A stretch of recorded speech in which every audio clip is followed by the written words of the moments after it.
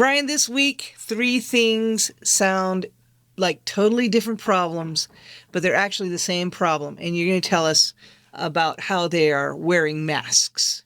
Yes. Welcome back to Silent Sales Machine Radio. We are your co-hosts. I'm Brian. And I'm Robin Joy. And this is Coach's Corner. Hi, everybody. So what's coming up in coaching this week for you, Brian? I probably got this question 14 times over the last couple of weeks. What's coming up in coaching? No. The question you're going to tell us. The question I'm going to share with everybody. I know you hear it all the time too. So. Yep. And it's this. I can't seem to get enough stock of my profitable items. What am I supposed to do? Yeah, and I'm guessing that comes with a little bit of frustration. Sounds like, yeah, it does when it comes to me. Usually they're pretty frustrated, like, because everyone would like to sell more of the things that make them a lot of money, right? Of course. And this seems right. Feels like a sourcing problem. And, historically we would answer, and I think we'd still give the answer, go wider, like, go find some more ASINs too, right? Yeah, for sure. But what about this particular problem with this one ASIN that we're talking about? It's not a sourcing problem. It's not a sourcing problem. It's a pricing problem. All right. Well, tell us more about that. What's the real answer then? Well, let's think about anyone who produces a product in a marketplace. Uh-huh. The number one way that they control sales velocity, usually, if there's sufficient demand, is price. So if you can only get 6 units a week, then your job is to price those units to sell 6 units a week. Okay, good. Because I was going to ask you, why would we want to slow velocity? We don't want a slow velocity necessarily. But there are times that we do want a slow velocity because we can't get enough. We can't get enough inventory, right? Nothing is ever going to be perfect in terms of like, I bought 6 and I sold 6. I bought 6. But that, that'd be nice. Some weeks you're going to sell out and some weeks you'll undersell, but that's going to happen at any price, right? It's not specific to raising your price. So the real question is, underneath the stock question, is how do I slow down my sales velocity? Stock meaning inventory. My inventory, yeah. And the answer to that is raise your price. I say that to people in the light. I see the light coming on. You slow the sales because you're going to run out by raising the price, and there's all benefit to that. There's no downside to that. Right? Not only am I not going to run out, but I've raised my price, so I'm going to get more profit. Right. It reminds me of like fishing. I know. I can equate a lot of things to fishing. Yes, you can. Fishing or football, right? If you throw a hook out there that's too big, you're not going to catch the little fish, right? The little fish cannot fit that hook in their mouth. That's right. Same thing here, right? Our goal is to use the right size hook for the size of thing, for the money that we're trying to make. Yeah. Raise the minimum price on that. Raise your ROI on it to slow down the sales velocity. Right. You'll sell fewer. Yes. So your gold bars won't be as pretty. Those vanity metrics will not be as pretty. But the black bars, the bottom line is going to look better. Yeah. Right? Right. It's funny how Amazon did that. On a per ASIN basis, of course. Yeah. The Amazon did that like gold bars so they could show off. It was a great marketing idea. Oh, yeah. Like for people who are looking to get. And again, I say this all the time. Don't get me wrong. We love seeing your gold bars. Keep showing us your gold bars. Yeah. But yeah, there's another metric in there that we can control. That we don't see. You don't see profitability when you look at the gold bars. That's right. So anyway, the short answer to that question that I got 14 times over the last couple of weeks isn't necessarily to find another supplier for that same product. It is to find more products to sell and to raise the price. Let the price do the work for you on that, right? Yeah, that makes sense. Yeah. All right. So the second question, we go and we're talking about pricing. What ROI should I be targeting? Because I feel like that question is kind of everywhere too. It is everywhere, and it depends on who you listen to, and it's a highly loaded question. Anything about money is usually a loaded question, right? Yeah. Well, and I would say, bottom line, that's a decision you have to make for your own business. However. For sure. But it's hard to answer the ROI question in a vacuum. I think you have to combine it with what your options are. Agreed. Right? If you don't have a lot of options, then you kind of answer your own question. Yeah, take what you can get. So what I what we exercise in our business and what I typically teach is we're looking for 20% gross return on investment at an ASIN level. At an ASIN level after fees. That said, it is almost like a net. Yeah. Because almost. Well, look, I call it ASIN level net. Yeah. Okay. Yeah. So what that means is I'm factoring in all of my inbound transportation, my placement fees, my prep fees, and my prep fees, right? And Amazon's fees. And Amazon fees, right? I need to know. I have to have all of that factored in, and then I set my minimum ROI threshold. And I think we need to be clear here. We're talking about ROI, return on investment. Yeah. Not margin. Those are not two different calculations, and we're talking about at an ASIN level, not at a business level. Right. So just clearing that up. And this is the floor. Okay, this is the minimum, not the I can only make 20%. No, that's the minimum that you would make. Then you will see more that are more than that. And I actually have people who are starting out who they'll replenish at 15%. Because they're looking for more options. They'll replace that later with something with a higher ROI. Yeah. But they want to build their business and get more options first. Yeah. And that's what they need to do to get their business built is get more options. Well, and this is actually connected to the first question. If you're always running out of stock, your price might actually be too low. And raising it improves your ROI automatically. On a per ASIN level, on a per unit level for sure. Yeah. And on a per ASIN level. Yeah, you're absolutely right. I like it. Yeah. All right. So the two questions actually kind of answer each other. They do. Yeah. You can't keep stock. Check your price. Not hitting your minimum ROI targets. Say that one 5 times fast. Also, check your price. Yeah. Same answer for both. All right. Well, you said you had 3 of them. So what is the third one that we want to talk about today? The third one is, and you brought this up, I kind of stole it from, well, hold on a second before we get into the third one. Yes. You answered this question you posted in the Facebook group about a coaching client of yours who was like, I had, they were selling for this item for $36, and they had sold almost all their inventory. And somehow he was convinced to try it at $44, $8 more. It was selling before it ever got there. Oh, selling before it ever got there. Yes. Okay. So that's actually let's raise that up a little and see if we can get a little more out of it. Right. And he did.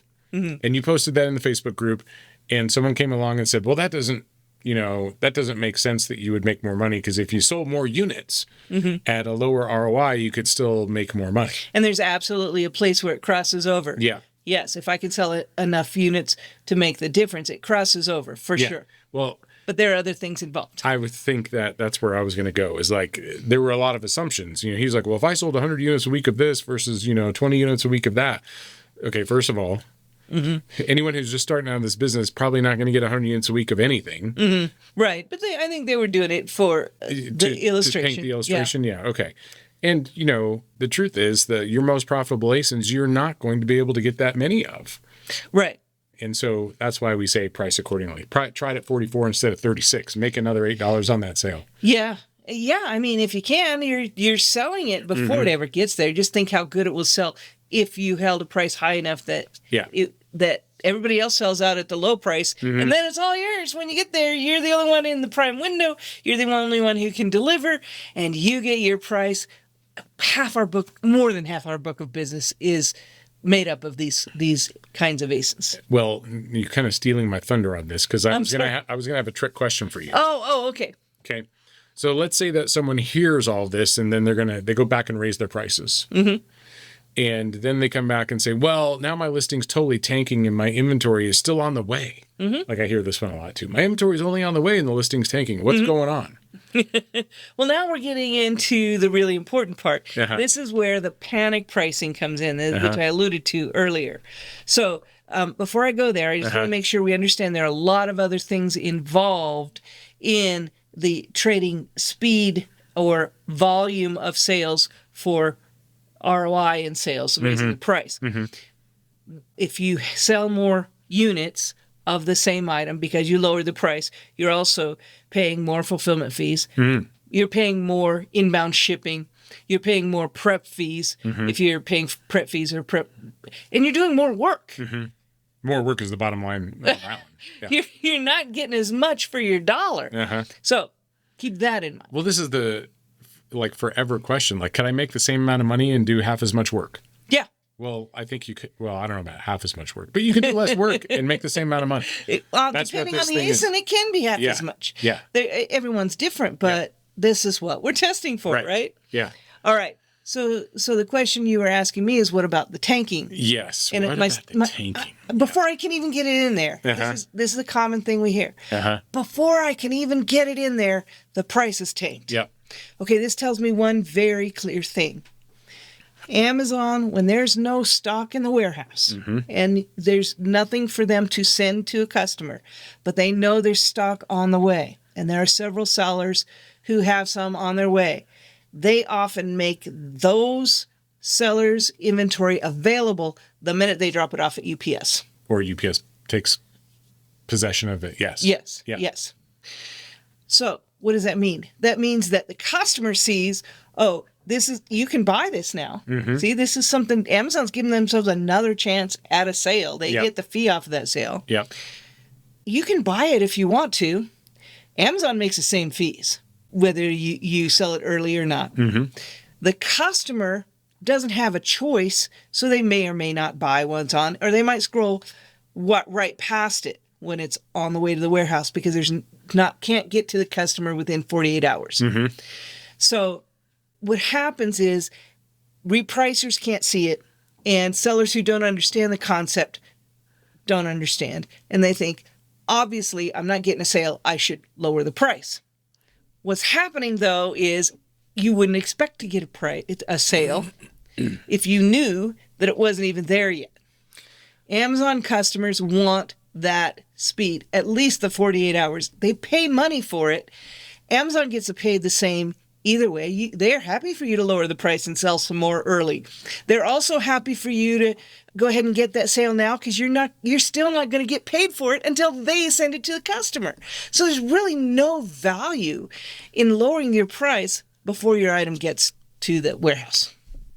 But that's what makes the panic pricing. And I have no problem calling out the repricer owner community here. Like the repricers are missing so much when it comes to when they're repricing. That example that you just framed up, which is I sent in my inventory, the price seems to be tanking. I'm not getting any sales. I must need to lower my price. And you are just contributing to this downward spiral, the price tanking, the race to the bottom. Because if I lower my price by a penny, then your repricer says, well, my customer's item is available for purchase too, and I want to get in on that. Available meaning a customer can buy it. Active, yeah, fulfillable. Yes. Right? And then my repricer goes, well, hold on a second. You can't go a penny lower than me. And then we get in this, and you see it on a chart. And that's tanking, price tanking. That is price tanking. In today's modern world. Yep. That's not what it used to be before. Yep. That's not, when we came up with that term years ago, that's not what we meant by it. Now, we're using that same term and thinking we're seeing the same thing, and it's a completely different thing. This thing did not happen years ago when we used to worry about that. And this is exactly the situation where I suggested that student raise his price a little bit. Yep. I suggest this all the time. They say, oh, look at this one. I made a sale here. And I say, yeah, it didn't even get to the warehouse yet. Yeah. Why? Here's a question comes up. Why are my sales pending for so long? Yes, that's another great. Why are my sales pending for so long? Because they will be pending until Amazon ships them to the customer. Yeah. If they bought it 5 days before it got to the warehouse, you're going to be pending for 5 plus 2 or 3 days for them to receive it, get it turned around, and sent to the customer. Right. And you will not get money in your account before that. Yep. You won't get credit for that sale before that. Right. You don't get credit. So there's no benefit. There is no benefit to selling at the lower price. So, as in this case, many times I say, hey, why don't we push it a little more, see if we can get a little more out of that. Yeah. That's not very much ROI. Yeah. Let's try and get what we really wanted out of that. We were shooting too low. So it's funny that I even got a newsletter this last week from one of the vendors out there that was like, the number one reason for suppressed buy boxes is price. And yet you and I, whenever... Misinformed. Yeah. Maybe not every time. I know it's not every time. There are certain times, Yes, when this is not true. That is a valid reason to pull buy box, I think. Yeah. Yeah, but a lot of times Amazon suppresses the buy box when the delivery time is not good. In other words, there's not one single piece of inventory that's available within 48 hours. Yeah. And there's nothing available in the Prime window. But they get the same badge on that listing, which says something about there's no price that we like, so we're suppressing the buy box. Yep. Yeah, that's how they lead out with it. That's mechanical, right? Well, that's their customer-facing message. Yes. We know the truth. We know the truth because we've tested it many times. And I see it. This is why I see it every day. A lot of our book. I see it on our business as well. Yeah. But when a listing, you go, just take me up on this bet. Okay. Okay. When you see, not you, the audience, you can too. When you see one of those listings that is tanking like that, and that red, buy box line just going down, down, down, and then it disappears, I challenge you to go look at that listing and pull up all the offers underneath the buy box. You can look at all the offers and look at the delivery times on there. Mm-hmm. And what we can't see is the history because Keepa doesn't know this. Mm-hmm. What we can't see is that tanking that happened just before and then it came back. Mm-hmm. That could have been that situation. Yes. And then finally enough volume got there where enough got into the warehouse. So. So many things to think about. But again, it's price. It all has to do with a pricing issue, not so much an inventory issue. Well, this was, it wasn't a price issue. It was a delivery time issue. Right. Yeah. But it's still a price issue if you're looking at it as a tanking. Oh, absolutely. A tanking price. Yeah, what people are calling a tanking price. Yeah. Yeah. It wasn't an They can tank all they want. Yes. I'm going to hold on and see what happens when I get there. Now, not every one is going to work, but that's why we test, and that's why we test that way. Yeah. So I remember a time when, before we were actually selling on Amazon, that I went on, it was not too long after we decided to sign up for Prime. Yeah. This is a while ago. And we became Prime members, and we went on, and I was ordering canning jars and ordered them. And it's like, 4 or 5 days later, and the item hadn't come yet. And I was like, what is going on? I am a Prime customer. Mm-hmm. So I got on the phone or whatever with Amazon, communicating with them somehow. And I'm like, hey, I ordered this thing and it's been 5 days and I haven't gotten it yet. Mm-hmm. And I didn't understand as a customer that because I was a Prime customer doesn't mean that everything comes in the Prime window. Like today we have that term that we call it the Prime window. Back then I had no idea what that meant. Yeah, you thought everything was Prime. I thought everything was Prime. Exactly. Right. And it wasn't at that time, but the In-Stock Head Start program wasn't a thing then. It was just that was an FBM seller, right? Yeah. Now there's even more reason that could happen because Amazon's making those the ability to buy stuff early. Mm-hmm. No, they still can't ship it to you early, and they still don't pay the seller early. Right. And there's more behind that too, which was not planned to be unpacked here. But why is there more regional disparity? Now than there was then? There was back then. Yeah. Yeah, because Amazon built 150 warehouses across the U.S. That's right. Fulfillment centers where. Back when we first started 7 years ago. 8, yeah. 7 years ago, yeah. We all kind of sent to the same 3 or 4 warehouses. Seemed like it, yeah. It was much smaller network. Smaller, yeah. And everything was available only when it got there. And everybody had the same price, no matter where you were ordering from. Yep. Then the same delivery time. Right. Not the case anymore. Well, right. That is not the case anymore. All right. So let's just unpack this panic pricing situation because this is what happens. Just to go back to your question of this segment, which is like, oh, now my price is tanking. My inventory is not even there yet. Right. So you think, well, it's active. So it's available and nobody's buying it. I did this so many times, Robin.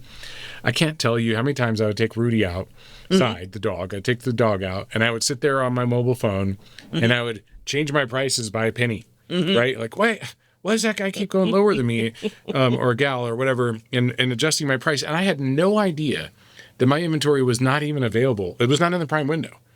I just had no idea. I just kept lowering my price thinking, how come I'm not getting any sales? Yeah. I was the guy. Ask me how I know this for serious, right? Well, and you learn lessons that way. But this is why I say now, and my students, a lot of them can say this back to me. I don't let other sellers tell me what my price should be, and I don't let the buy box tell me what my price should be. I let my test tell me what my price should be. Yep. And it works pretty well. It's a lot more solid than moving the price around all the time, in my opinion. Don't succumb to peer pressure. They don't get a say. And this is a business model where, that's an unusual thing in business. Yeah. But this is a business model where there's so much blue ocean that I can find the ones that work for me and keep on having those over and over and over, find more and more all the time. So basically, if your inventory is inbound and it's not yet prime, hold your price, right?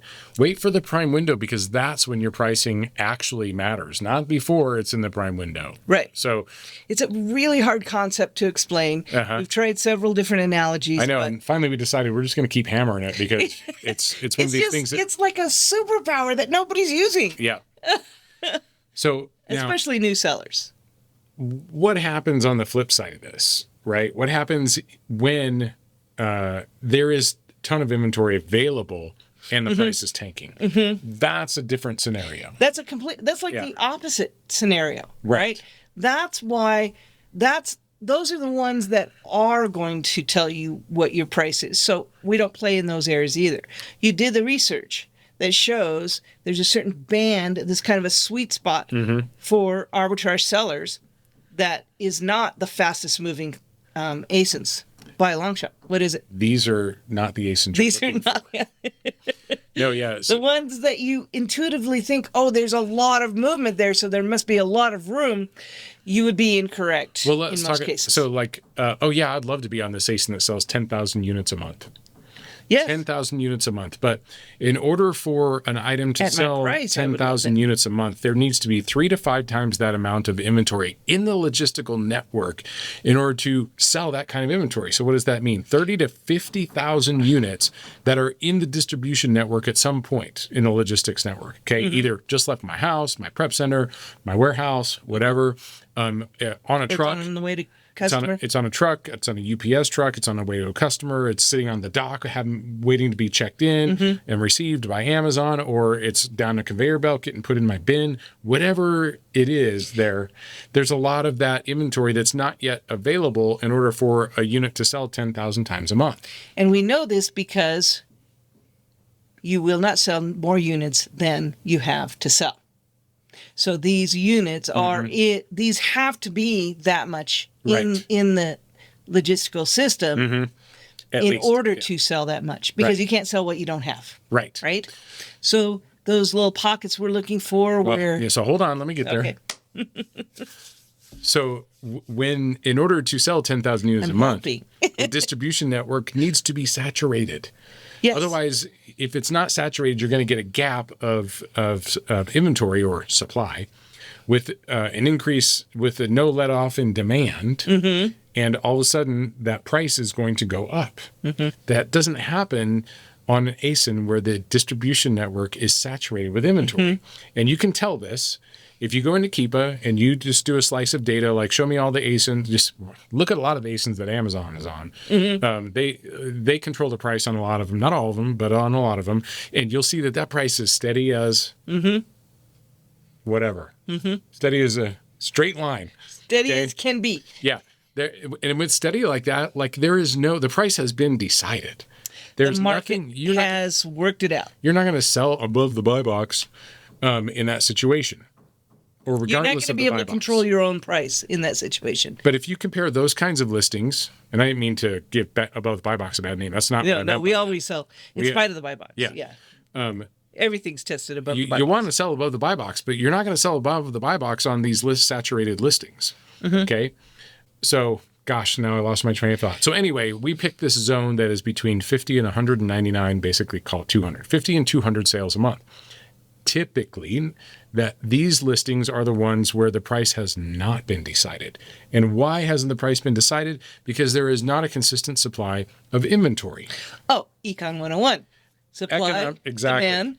Exactly. Economics 101. If there's more demand than there is supply. We're looking for these unsettled. Right.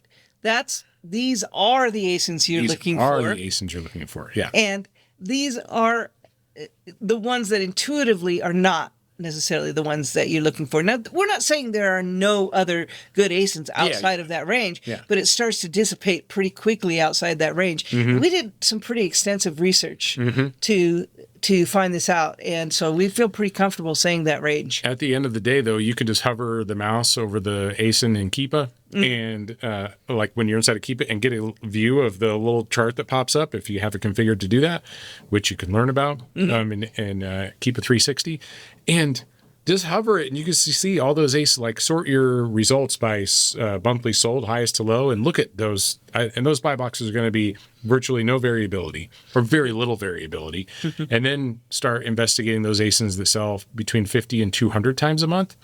And I do 199 if you're 50 to 199 is because if you do 200, it's 200 plus. Yeah. So 50 to 199, and then look at the buy box on those listings. You will see a lot more pricing variability. Yeah, we've seen it over and over, and I say, give me the one with the volatile price every time. As long as I can protect my capital. As long as, I mean, there is the capital protection piece, which some people make an investment to get past that just so they can get some sales in the beginning. Sure. Don't have a problem with that. Not recommending it, but not recommending it either. Yeah. It's your business. Yeah. Right? Well, as the joy of being a business owner, you get to decide. You do. All these decisions you get to decide. It's also the bane of your existence as a business owner. You have to decide. This is true. Oh, yes, this is true. And that's sometimes the hardest part. Every single hard problem comes to you. Yes. Right? You wanted control. So you get to solve the hardest problems as a business owner. Yeah. And that's okay because you have control. Yeah. So let's just put together what's happening here. What did we just describe? We started with a stock question. Yep. And then we figured out that was a pricing question. Yeah.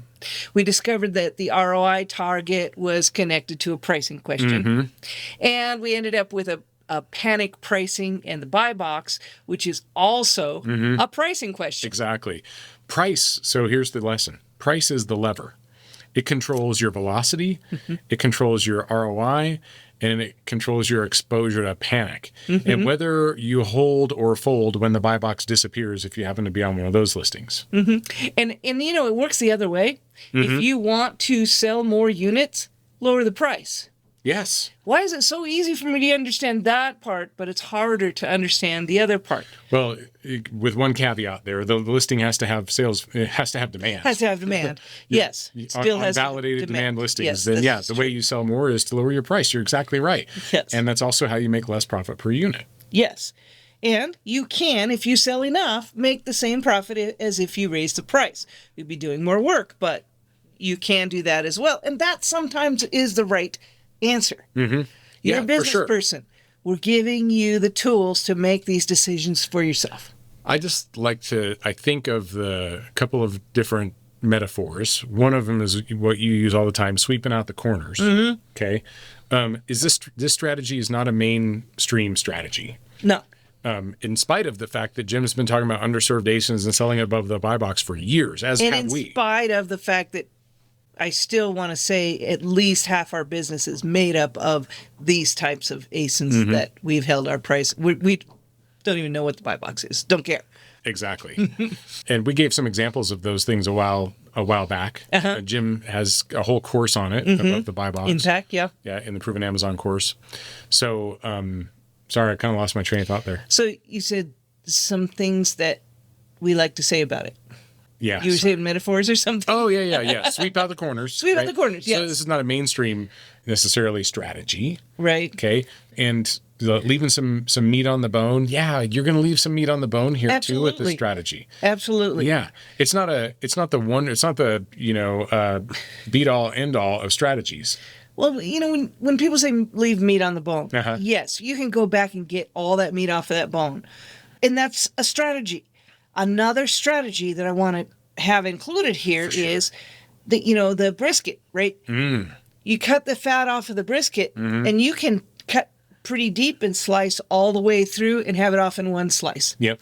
Or you can work it and get every bit of meat but no fat and to take all that time. Now, you decide whether it's worth it to take all that time and get every bit of meat, or do a quick slice, be done, and you got the best meat, the most of the meat, and you have no fat in it. You don't have to worry about it. Yeah.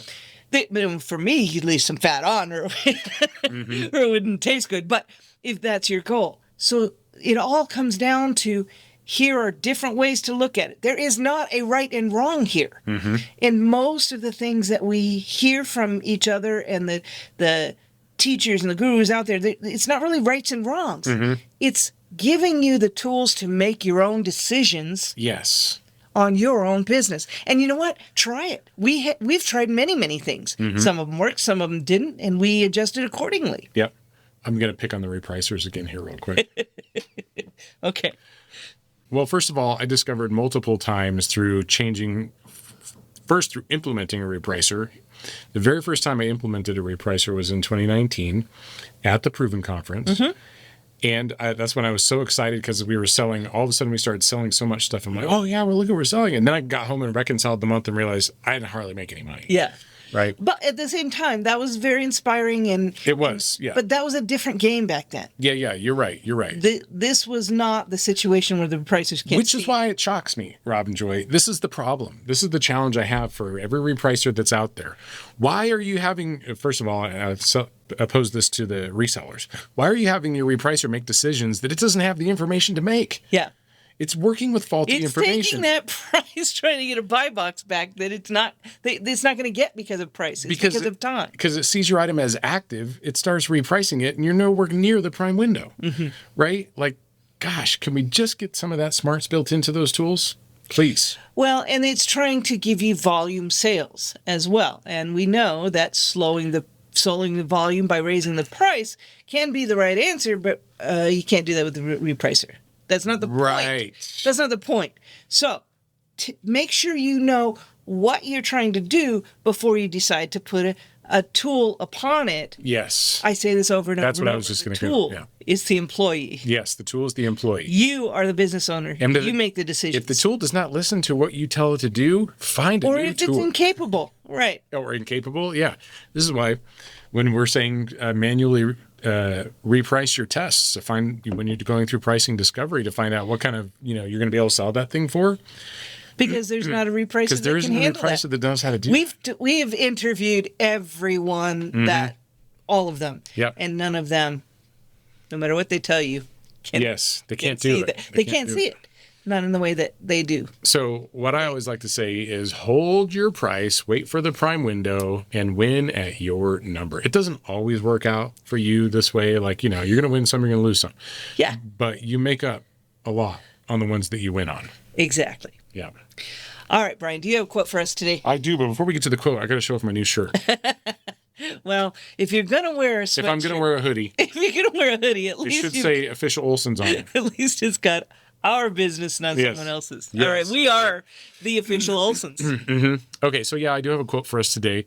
The quote comes to us from Warren Buffett. We've quoted him on this show before. Pretty smart guy. He is a pretty smart guy.